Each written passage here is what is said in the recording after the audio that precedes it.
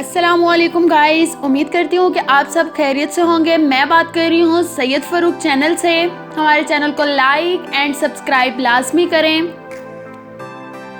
درویش کی کرامت۔ حضرت شیخ سعدی بیان کرتے ہیں کہ زمانے کے ظلم و ستم کا ستایا ہوا ایک درویش کسی امیر کے دروازے پر چلا گیا اور صدا لگائی۔ وہ امیر پرے درجے کا کنجوس اور مغرور تھا۔ اس نے درویش کی صدا سنی تو بجائے اس کی کوئی مدد کرنے کے یا اسے کچھ خیرات دینے کے اسے جھڑکنا شروع کر دیا۔ اس امیر شخص کے ہمسایہ میں ایک غریب نبینہ شخص رہتا تھا۔ وہ درویش اس امیر کے دروازے سے مایوسی کی حالت میں پلٹا تو اس نبینہ شخص نے اسے اپنا مہمان بنا لیا اور جو کچھ اس سے ممکن ہو سکتا تھا وہ درویش کی خدمت میں پیش کر دیا اور اس درویش کے ساتھ نہایت عمدہ اخلاق اور مروت کے ساتھ پیش آیا۔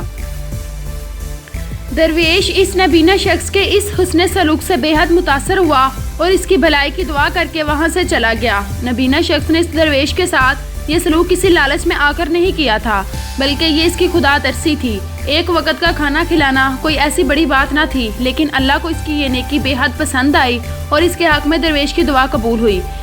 اس نبینہ کی آنکھوں کی روشنی لوٹ آئی اور اس کی آنکھوں سے پانی کے چند قطرے ٹپکے، جس سے اس کی آنکھیں روشن ہو گئیں۔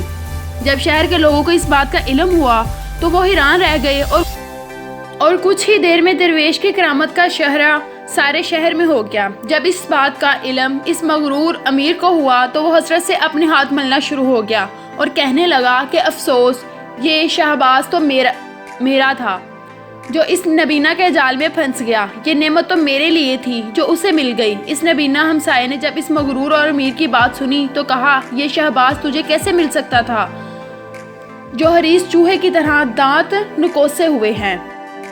حضرت شیخ سعدی اس حقائق پہ بیان کرتے ہیں کہ انسان کو ہر وقت بھلائی کے کاموں کو اختیار کرنا چاہیے اور بھلائی کے کاموں میں دوسروں سے سبقت لے جانے کی کوشش کرنی چاہیے۔ اللہ کی رحمت سے نا امید نہیں ہونا چاہیے کہ اس کی رحمت کسی بھی وقت جوش مار سکتی ہے۔ امید کرتی ہوں کہ آپ کو یہ ویڈیو پسند آئی ہوگی۔ سید فاروق چینل کو لائک اینڈ سبسکرائب لازمی کریں۔ اللہ حافظ۔